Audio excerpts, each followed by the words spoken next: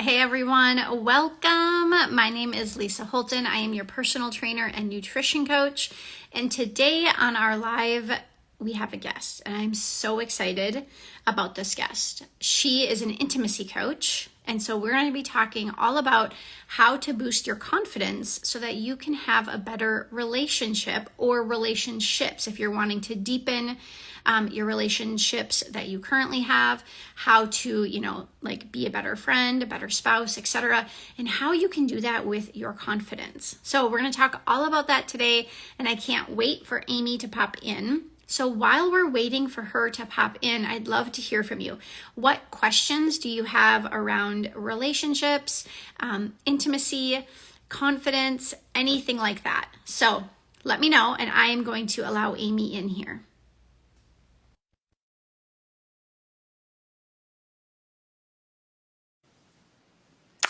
Just waiting for her to pop in.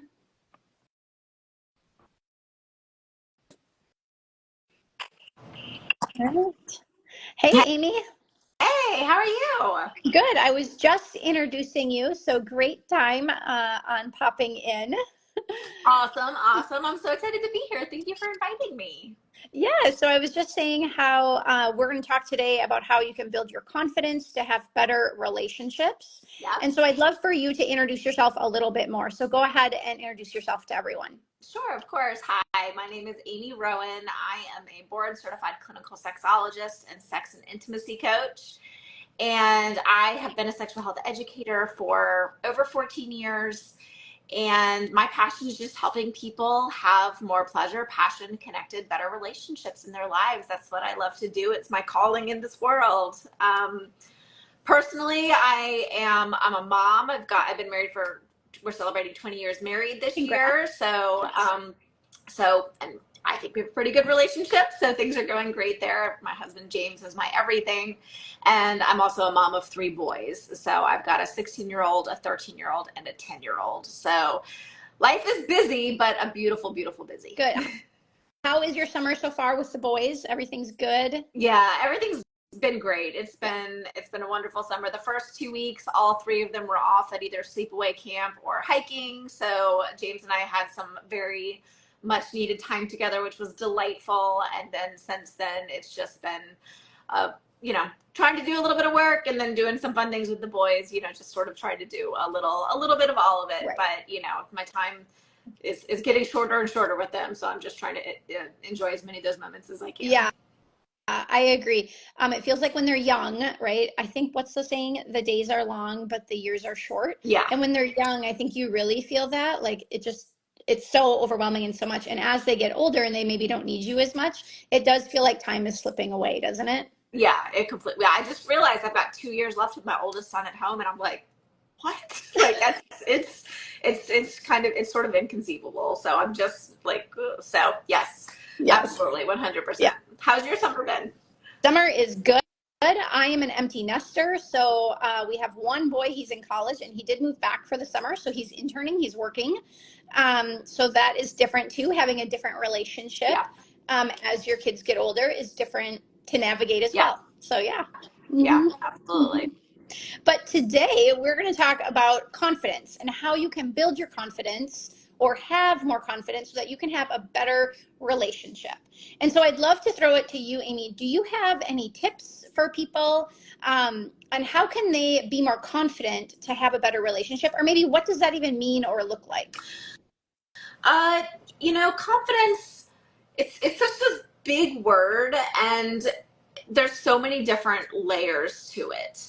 But, at its core, it's just feeling secure in who you are and what you have to offer to the world, to your relationship. But I think one of the biggest misconceptions about, especially when it comes to relationship, is people feel like they're trying to be what the other person wants them to be, when confidence is being secure in who you are and knowing what you want and what's important to you, and that confidence will attract, if you're single, that will attract the right person that's attracted to you.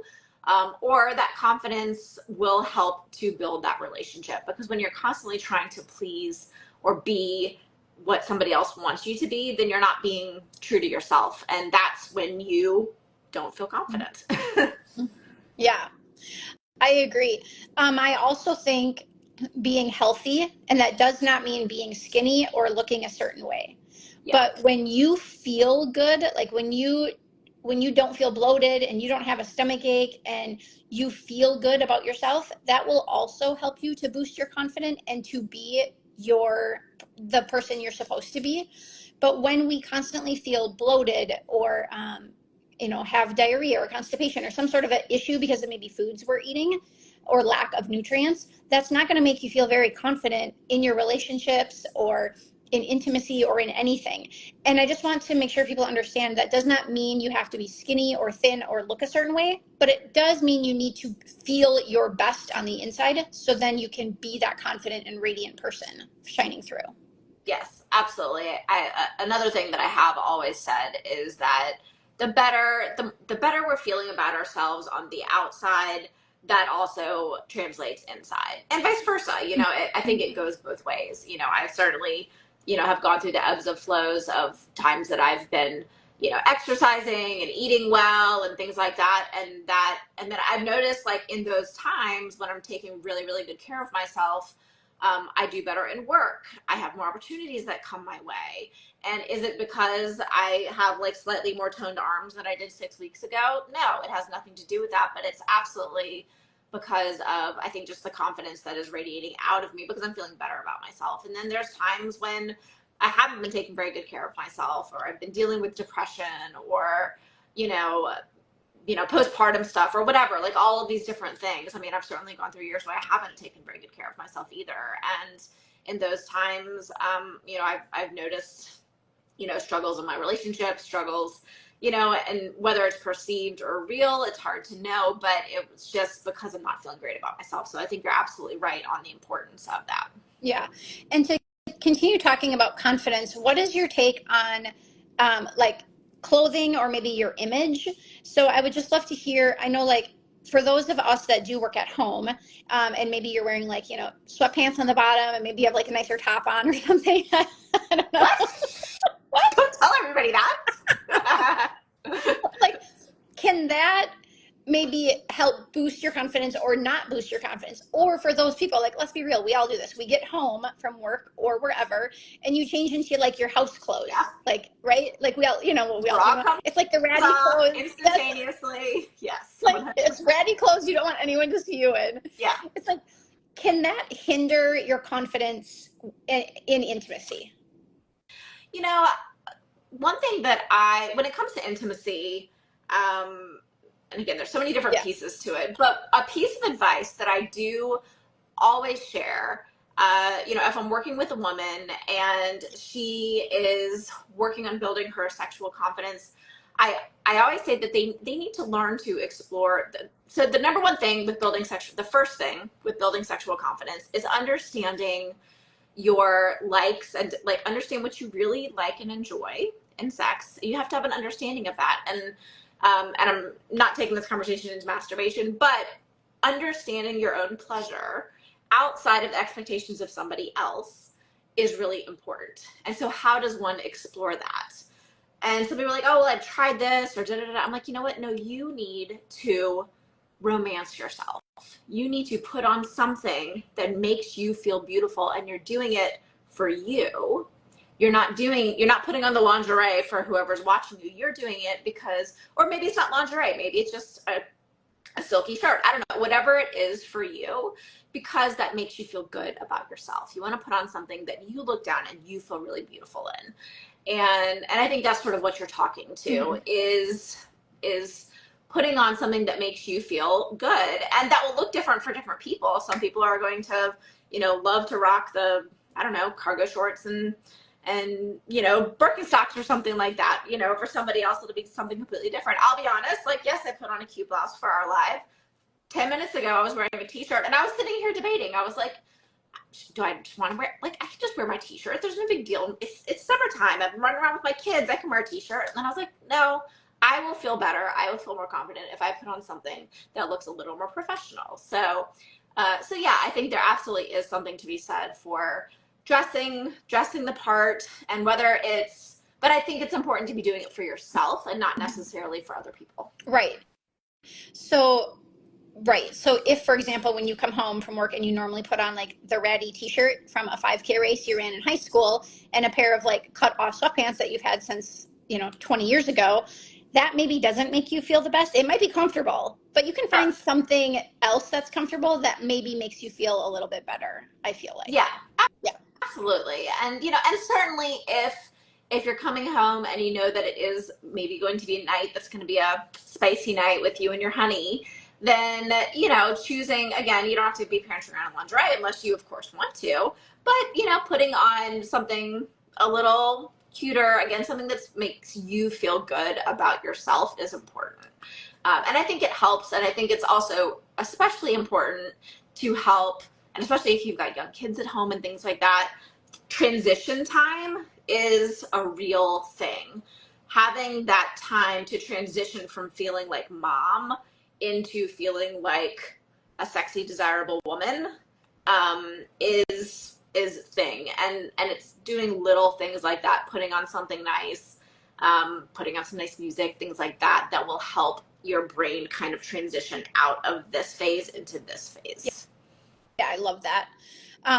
So kind of along those same lines, with confidence, I think it has a lot to do with mindset. So do you work on like mindset things with your clients in order to help them, become more confident or feel better or be the person that they can be? Oh yeah, mindset is one of the very first things that we do, because it's the key to everything. It's the beginning to everything. I can teach you all kinds of new things. I can share tips and give you exercises, but if you go home and you're telling yourself that you hate sex and that you're a prude, then it doesn't really matter what I share with you. So yes, having a positive sexual mindset, having a positive mindset period, but also a positive sexual mindset, positive relationship mindset is very, very important. In a relationship, one thing that I often offer is, do you want to be right or do you want to be happy?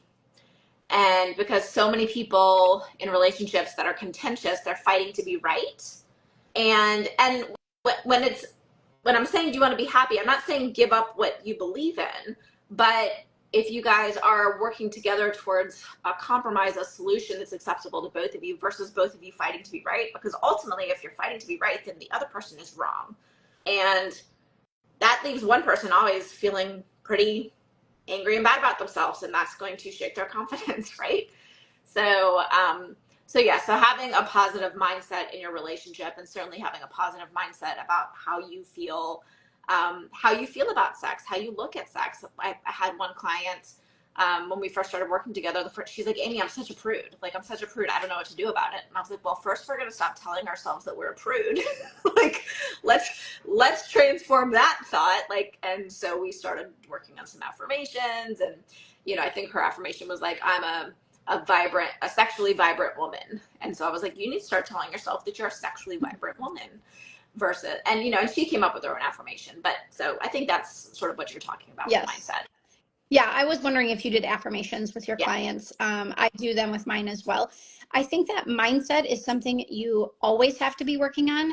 There's not like there's an end to it. Kind of like your health. It's always evolving. You're always working on it.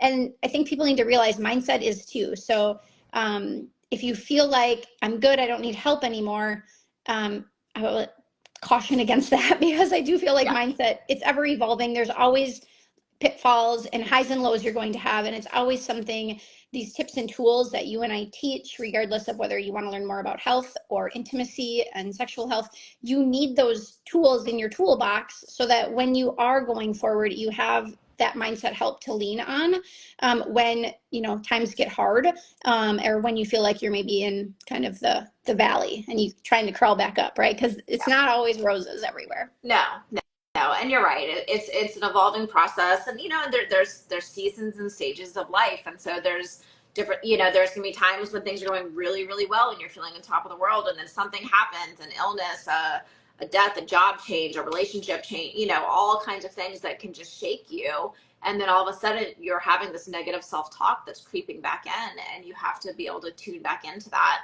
So what are the things that I'm telling myself? What are these things? Because our brain cannot distinguish between that which is real and that which isn't. And so if we're telling ourselves all of these negative things, our brain is going to think that that's true. Right. I love that. So if you guys are watching live or the replay, drop any questions you have below, and we will, reply back to them. But I want to move along to a question that I did not, Amy and I did not talk before this, just so you guys know, this is all like off the cuff. We're flying by the seat of our pants right now. All she knew was I wanted to talk about confidence. But since you've been married almost 20 years, I have been married 23 years, I would like to talk to you about people that have been married for a long time, and how can you kind of maybe either talk about keeping that spark alive, maybe what is something simple that we can do, maybe like dating each other, or whatever tip you might have for someone who has been married a long time and they're in different stages of life. How can you kind of keep that romance alive? Yeah, great question, and definitely one of the biggest ones that I get. I think there's two major pieces of advice or major tips that I would offer here. The first one is, and this is the one that everyone rolls their eyes at, but hear me out, it's scheduling sex. But when you say scheduling sex, that sounds so boring. People are like, no, but Amy, I want it to be spontaneous. I want sex to be spontaneous. It's supposed to just happen. We're supposed to be able to tear each other's clothes off and all of that stuff. And scheduling sex just sounds terrible. So I'm going to push back, and I'm going to say, first of all, sex really never was spontaneous. Like, even back in the early days, you look back and you're like, oh no, but we just couldn't keep our hands off of each other. I'm like, no. Think about it. If you've been married 23 years, I've been married 20. So this was back before texting, right? So he called you up on the phone. He asked you out for a date. You made plans for Friday. So he called you on a Tuesday. So Wednesday, you're talking to your girlfriend. Hey, can I borrow this outfit? You want to come over and do my makeup? Maybe you went out and bought some cute new panties or something like that. So you have several days where you're looking forward to Friday, right? Same with him, right? He may not be picking out cute panties, but you know what I mean? There's a lot of positive anticipation happening. So then by the time you finally get on that date, you guys have been looking forward to this for days. And so when you're finally tearing each other's clothes off spontaneously, it's not, because you've been really excited about it for days, correct? That's so true. Yeah. So the key is that it's creating that positive anticipation. And so that's where scheduled sex comes in, right? So pick a day, a night, whatever it is. And, and I'm not saying it has to be whatever your rhythm in your relationship is great, but pick a day, put it on the calendar, and then start creating that positive anticipation. It's not just, okay, Wednesday at 12 o'clock, and then you just walk upstairs, you're like, hey, we're here. I mean, you could, but the day before, you can, start oh, hey, will you put on this cute little outfit for me? Or I want to listen to this song, or, just kind of fun, flirty, different things that you can do to create that positive anticipation. So that's my first tip.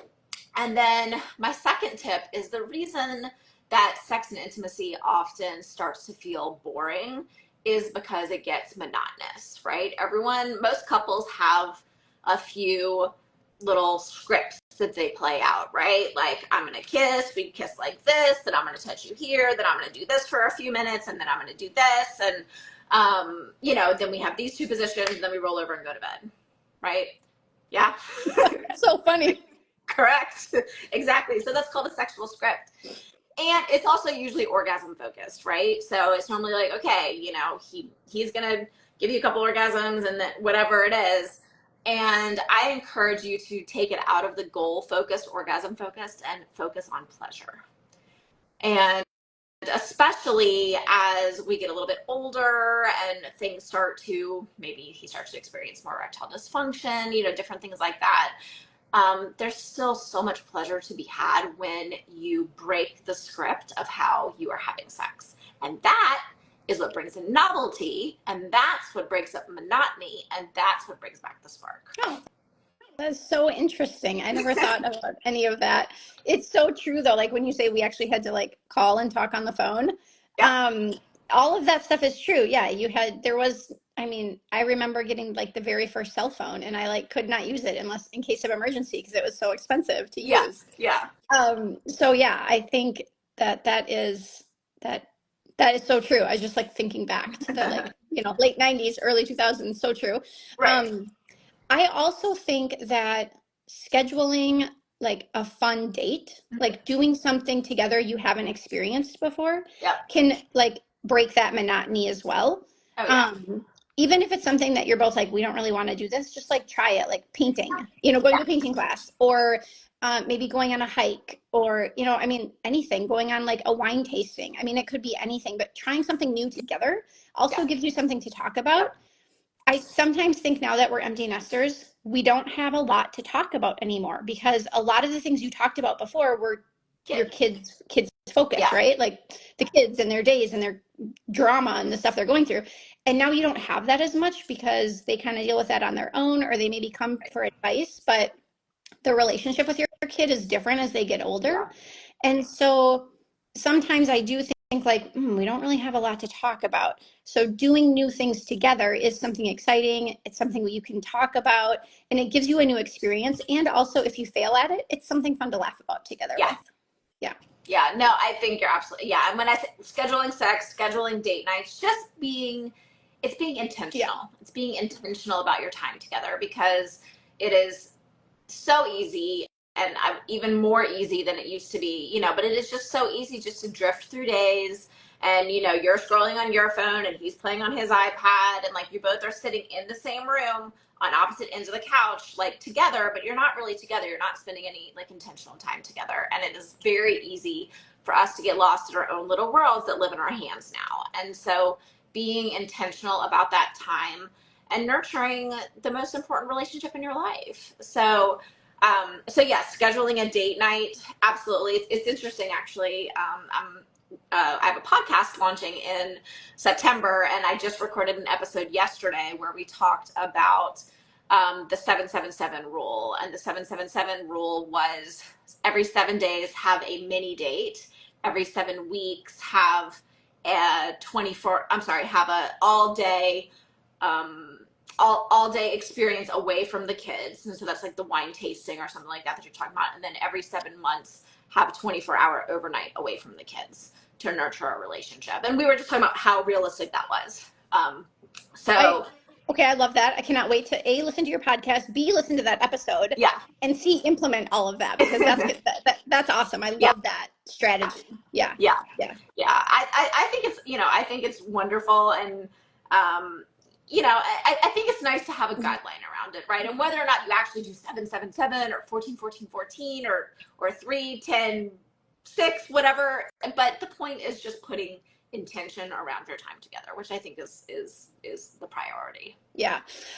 Before we wrap up, I do have one last quick question or thought for you. I know that you are an intimacy coach, but I feel like you might be able to have some thoughts around this as well. What about just friendships? So, friendships in general, as we get older, I feel like they're almost harder to maintain or to find because if you move, so for example, like I moved 2 years ago, my son is not in the school system, so it's very hard to meet people without having that.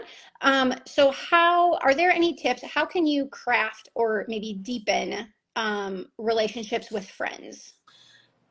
That is such a good question, and you're right. It definitely becomes more challenge. When your children are young, like I was in all these different moms groups, and we were just trying to get through the day or just get to nap time basically, so we could have like an hour to ourselves without somebody touching. But as they get older, um, I think especially if you move to a new place, you know, going and doing an activity. So actually, I can give you an example now that I think about it. I didn't like move far, but I moved into a new neighborhood right before COVID hit, and I just happened to be right up the street from the tennis courts, which I've never played tennis before in my life. I am not an athletic person. I've never been an athletic person. Like I am exceptionally uncoordinated in like every way you could ever imagine. But this tennis court was like right there, and then COVID hit, and my two best friends played tennis. and so they came over and they would play tennis and I would just sit and watch them. And they're like, Amy, come hit the ball with us. I'm like, you don't understand how funny that's going to be. Like, no, I'm not going to embarrass myself in that way. Then I decided to join a tennis team. And then I made all these new friends that I wasn't expecting, that I wasn't even looking for. So I really wasn't necessarily purposefully seeking that out, but that happened because I started doing something that it turns out I completely have fallen in love with. Like I've gotten better. I would not say I'm good, but it's actually really fun to learn something new in your mid 40s. Like actually you can teach like an older dog new tricks. I can learn some stuff and it's cool. So, so I would say just as far as finding new friendships, find something that you love to do, or try something brand new that you never in a million years thought that you would ever do, like tennis for that matter. And then just don't be afraid to reach out to somebody. Like most people wouldn't believe this about me, but I'm a very naturally shy person. I'm pretty reserved when you first meet me. I like to just observe and figure people out before I start talking to people.